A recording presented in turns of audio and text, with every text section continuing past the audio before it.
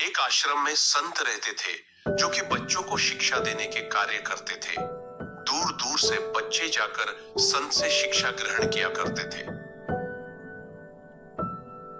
एक दिन उनके आश्रम में एक नया शिष्य आता है।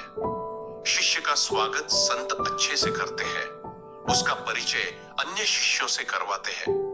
नया शिष्य चोरी करने की भावना से आश्रम में रहने लग जाता है और जब भी उसे मौका मिलता वह अन्य शिष्यों का सामान चुरा लेता। वही एक दिन कुछ शिष्य उसे चोरी करते हुए पकड़ लेते हैं और फौरन संत के पास ले जाते हैं। संत को शिष्य बताते हैं कि किस तरह से वह उनका सामान चोरी कर रहा था। शिष्यों की बात सुनने के बाद चोरी करने वाले लड़के को संत कुछ नहीं कहते और सभी शिष्यों को वापस भेज देते हैं। संत द्वारा चोरी करने पर कुछ न कहे जाने पर हर कोई हैरान हो जाता है। वही कुछ दिनों बाद फिर वही लड़का चोरी करते हुए पकड़ा जाता है।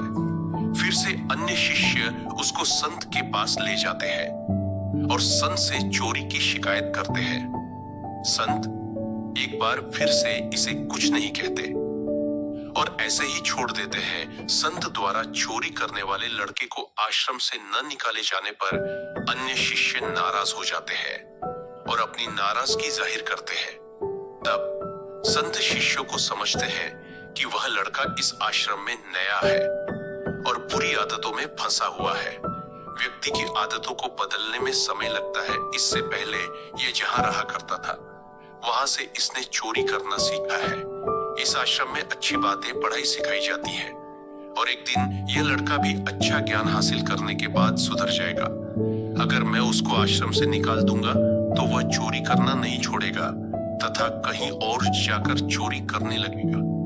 लेकिन अगर मैं इस आश्रम में रहने दूंगा तो वह तुम लोगों के साथ रहकर सुधर जाएगा। संत की बात सुनकर शिष्य को अपनी गलती का एहसास हो गया और सभी शिष्यों को यह समझ आ गया कि अच्छे माहौल में रहने से और अच्छी बातें सुनने से बुरे से बड़ा व्यक्ति सही रास्ते पर आ जाता है। सभी शिष्य संत से क्षमा मांगते हैं और वादा करते हैं कि वह उस लड़के को सुधारने में संत की मदद करेंगे। इससे हमें यह सीख मिलती है कि जिन लोगों के अंदर बुरी आदतें होती है उन्हें सजा देने की जगह अच्छा ज्ञान दे ताकि वह सुधर जाए और एक बेहतर इंसान बन जाए। अगर आप लोगों को वीडियो अच्छी लगी है और ऐसी वीडियो के लिए लाइक और सब्सक्राइब करिए।